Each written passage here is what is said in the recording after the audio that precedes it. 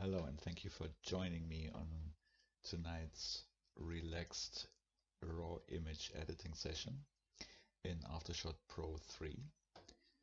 Tonight I want to edit this shot of a South African double-colored sunbird.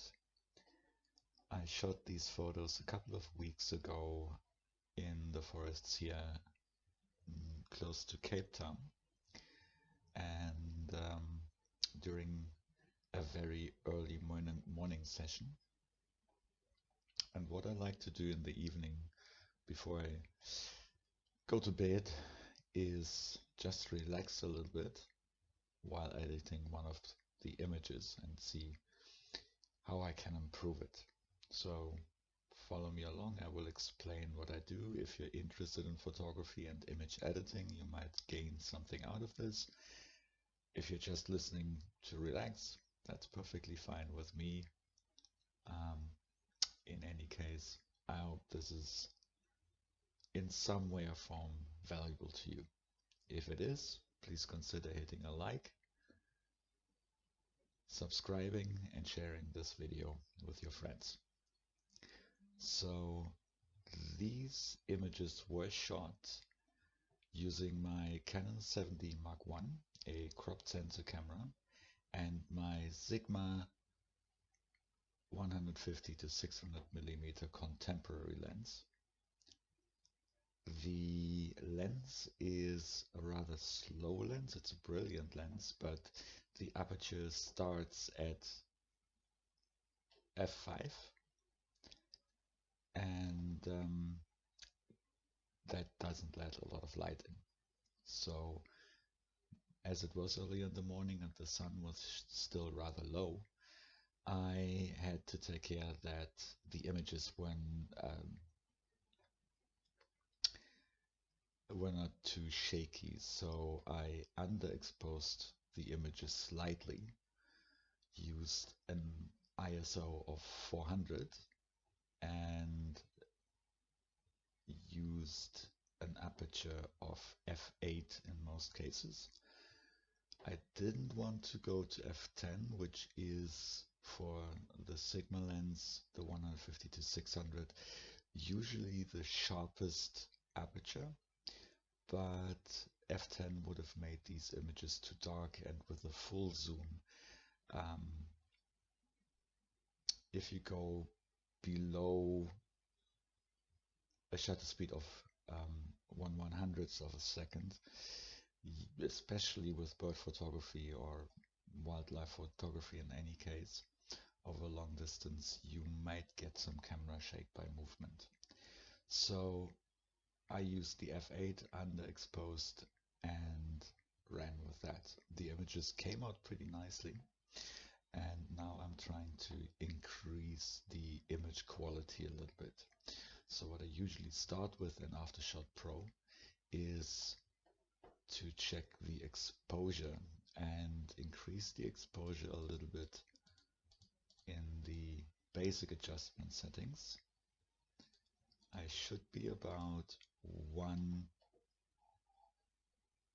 f-stop below the actual proper exposure. You can see it in the histogram at the top here on the right, and increasing the exposure is a good way to see how the noise will affect the image. And as you can see, we have quite a bit of noise, especially on the older cropped sensor lenses with a higher ISO than 250 and an underexposed image. You usually get quite a bit of noise.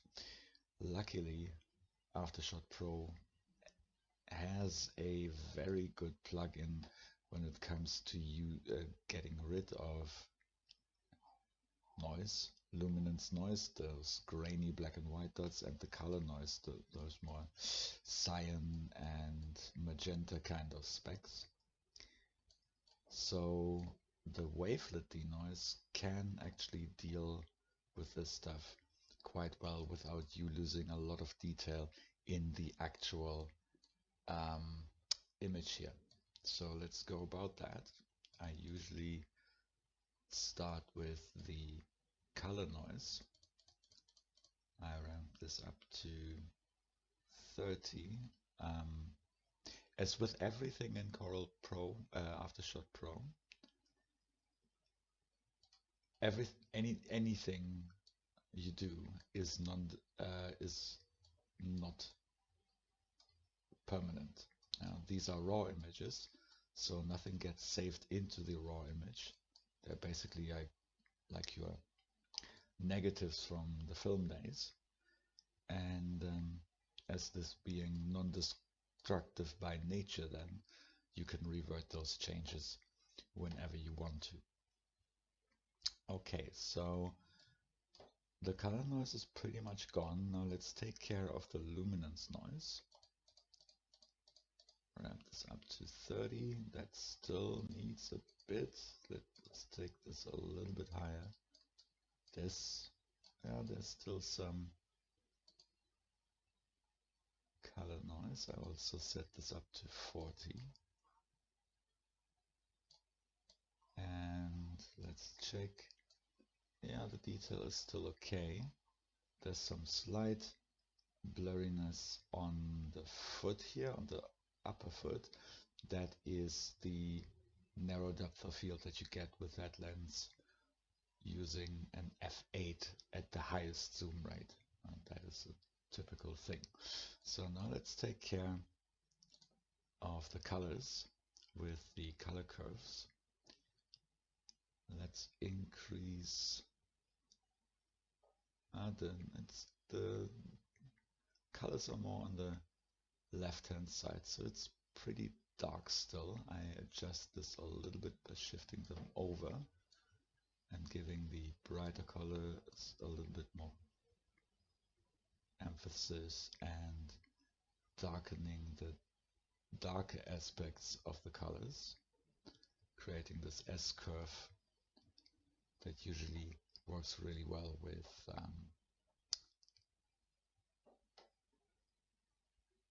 the contrast.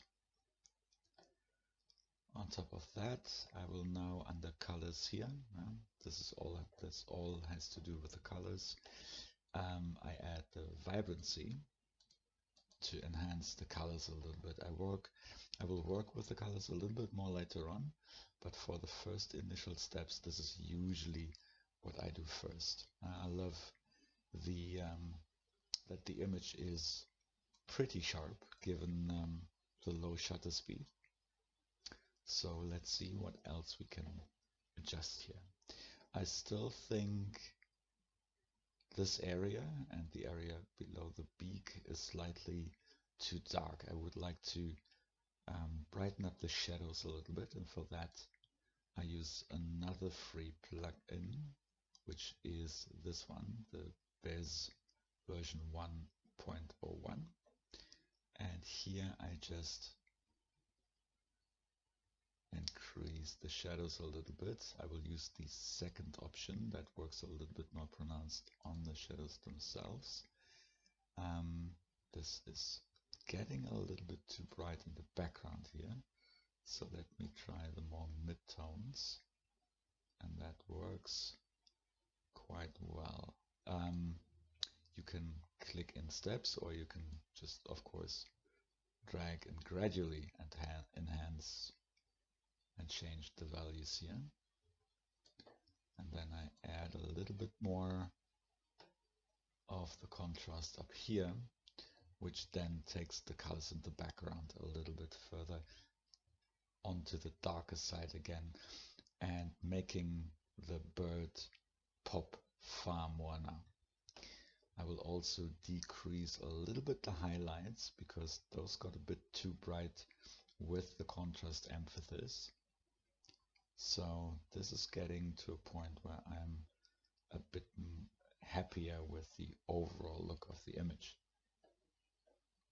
Let's take a look at the image in a 1:1 zoom. This is the original zoom. So as you can see, everything around the face and the eyes and everything, except for the tip of the beak a little bit, but that's fine, is still intact when it comes to detail and really super sharp. So that is one of the real benefits that the Sigma lens has. especially for that type of photography. Okay, let's move on. I do not use the wavelet sharpen on images like these. That usually works best for landscape photography. But you still have to be kind of careful with how you apply it, because sometimes you get this weird white sharpness haloing that you sometimes see. I usually do the sharpen in a different tool that I will show you later. Some of you that have seen these videos, if you've seen one of my earlier videos on image editing in AfterShot Pro, then you might know that I'm using the Paintshop Pro Ultimate Edition, and that high pass sharpening tool there is really very good.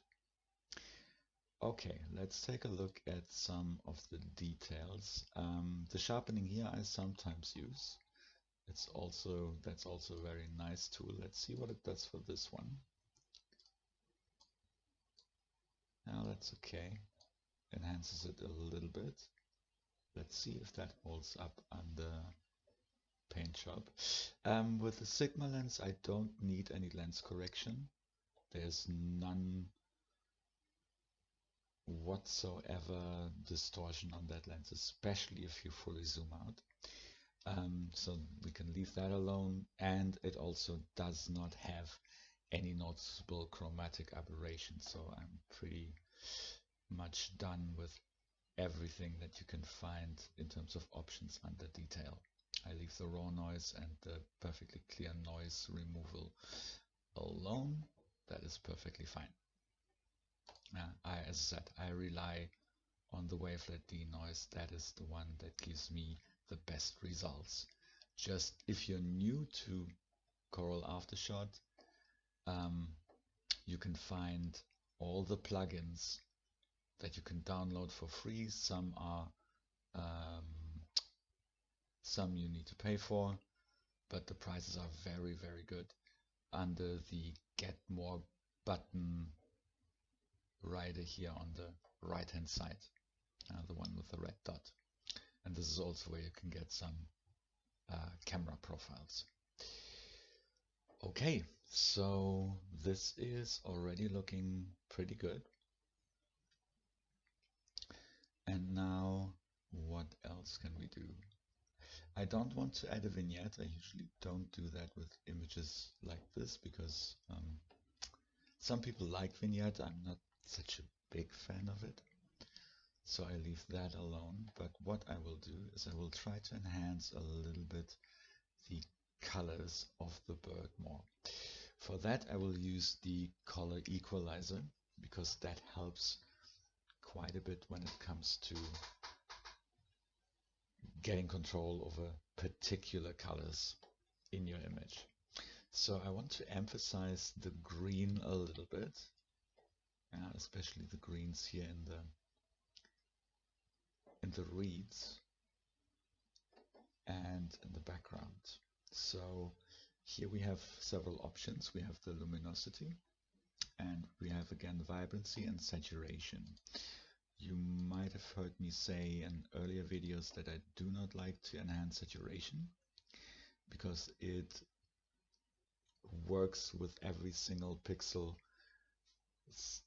in a way that it takes that pixel and ramps up that very particular saturation. Vibrancy has a lesser effect on the colors and the color strength, but it kind of works in a more gradual way in between the pixels, at least in my experience. So that is what I usually use quite a bit. So let's see what colors are very pronounced here. For that I just go back to the color and just for now increase the saturation to 100%, over exaggerating the colors, and now I can see which colors I have here. And you can see that there's a little bit of blue and red on the top of the reed here. That is light bouncing off of the bird and hitting this area here. Now these are the colors, the blue and the red colors from the double collar which is where that bird gets its name from. Just so you know, sunbirds are rather common here, and there are different types of these birds.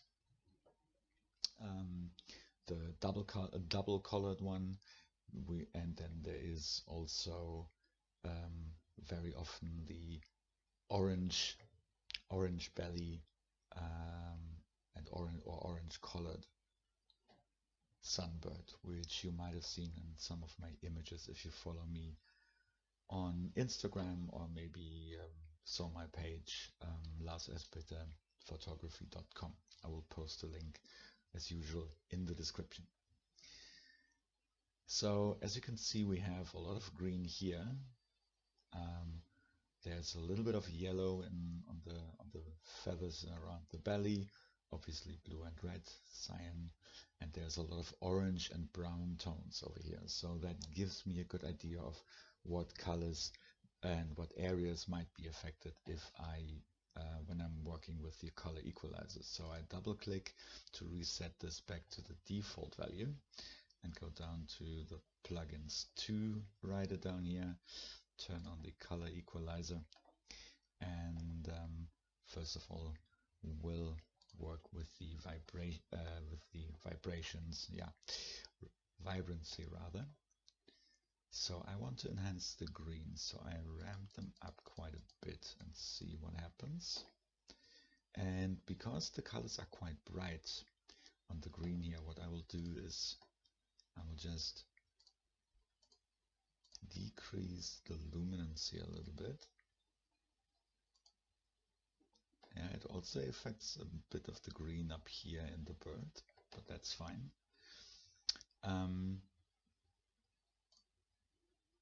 I want to decrease the cyan a little bit because of the shine that it has. What you need to be a little bit careful with is sometimes you get some weird pixel effects if some pixels are more affected than others that are right next to him, but they're on a slightly different color range. So keep an eye on that. And then I want to add a little bit of luminancy to the orange to make this a little bit brighter and stand out. And make the blue a little bit brighter. And then I will go to the vibrancy. Luminancy of course makes, if you put it into the negative area, it turns the colors to a darker side of that color. And now here I will enhance the green and the yellows a little bit. And then also add a little bit of vibrancy to the blues and the cyans. I leave the magenta alone. That is a color that usually is not that common in nature, so that is fine. And I will also enhance slightly more the reds and the blues, the reds and the oranges. Let me check quickly if I lose any. No, I don't lose that much detail, so I should be fine just now. Okay, that looks pretty good already. I still would like to have a little bit more color. Let me just ramp up the vibrancy even a little bit more. As you can see, like the effect is not that pronounced, but it definitely makes a difference. Okay, so I'm pretty happy with what that looks like. I just want to check a little bit more. Yeah, there's still some noise, but I can get rid of that with a last step in Paintshop Pro Ultimate, which also has a very good noise removal tool that I usually use to get rid of any noise that's left, so that approach to make sure that that step is not too destructive to the image and the detail. Okay, The last thing I want to do here in AfterShot is to crop the image a little bit. I want to get rid of this read here because it's a bit annoying, and I want to remove the bird a little bit from the center. Okay, let's hit the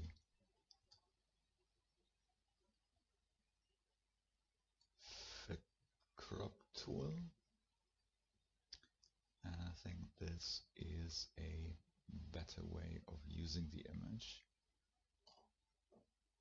so that the bird is a little bit more on the right hand side of the image here, more to the right rule of thirds kind of section of the image. Still pretty centered, but it's a little bit, I think it's a little bit better, and the bird is a little bit more pronounced in this cropped version of the image. And you get rid of the weird kind of standing or popping into the image read that was over there that was a little bit distracting. So this now is much more focused on the actual subject of the image. Okay, so I think we are done in AfterShot. And now I just quickly export this to Paintshop Pro Ultimate. And this in AfterShot Pro is a super quick process. The thing that takes the longest the first time you open it is loading Paintshop Pro, but that happens pretty quickly. So now we are in Paintshop Pro, and let me get rid of that noise first. So what I will do here is go to adjust, one step noise removal. There are different options for noise removal here, but this one usually works wonders. And yeah, that is pretty much all gone by now. And as you can see, the noise removal is not affecting the detail on the birds in any noticeable way. So I'm super happy with this approach. This almost always works. And now I will just add a little bit more high pass sharpen. I will go with the soft light option first, add a radius of 3 and a strength of 100. So let's see what that looks like in comparison. The effect is not too big. It helps a little bit, maybe just enough. The other next option is overlay. It works a little bit different. It's a little bit more pronounced.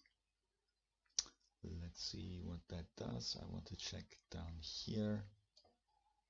It's like the zooming in and zooming out. Usually you should be fine at a 100% zoom.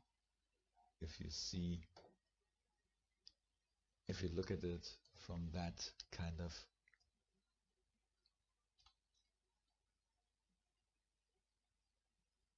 level and you don't see any problems, then you're usually fine. So I didn't see any haloing effects. Only if you zoom super in, but that is normal because these images consist of pixels. So I think we're pretty much done here. What I can still try to do is to enhance the shadows a little bit and make them pop a little bit more and get the colors out a little bit more. So let me try to use the fill light first. That is definitely a little bit too strong, especially in the background. Usually this works quite well with the shadows,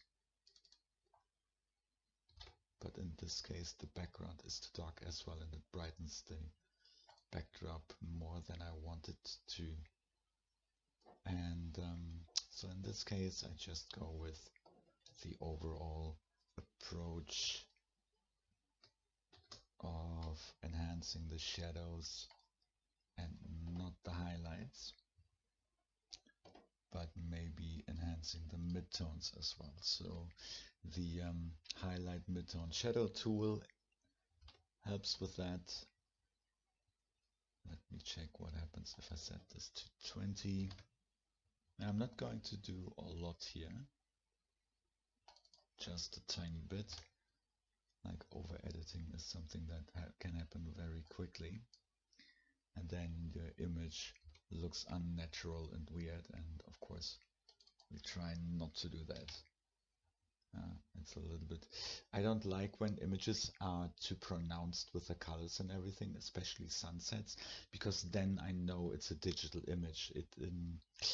I find it distracting when the colors are too pronounced. Yes, it looks like a beautiful painting, but it's like, it's not the real deal, it's not the real world. So yes, enhancement is good, getting the colors out a little bit more, but sometimes people just overdo it and over pronounce stuff, and then it really looks like computer graphics actually. So this is, I think, a pretty good approach. I would like to decrease the highlights still a little bit. That is, I think, much better.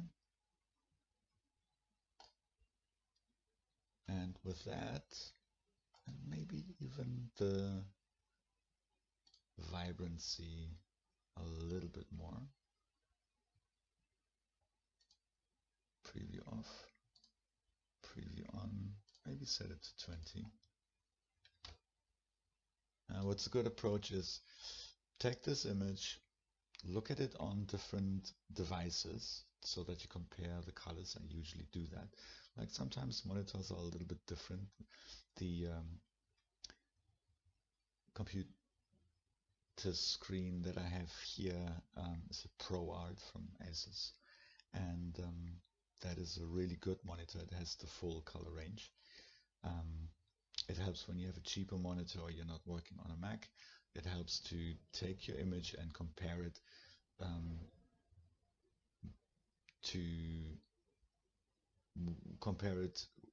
with the looks on different of the same image on different devices, especially on your phone, because those screens are usually a little bit more standardized and optimized.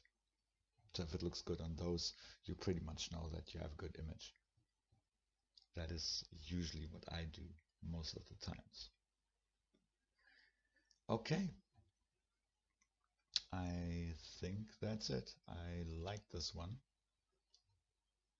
Maybe later on, what I usually do is like I come back like a couple hours later, or in this case when it is a relaxing evening session, I come back in the morning, take a look, and then your eyes have a different kind of, yeah, but you're basically looking at it with a fresh set of eyes, and then I usually adjust a little bit back, but that is a usual thing. I heard from a lot of photographers that do that. Good, perfect. I hope you got something out of it. Thank you for spending some time with me and following me through this process. I will try to post these videos a little bit more often. I hope it was a relaxing session for you too, and see you soon. Goodbye and have a good day.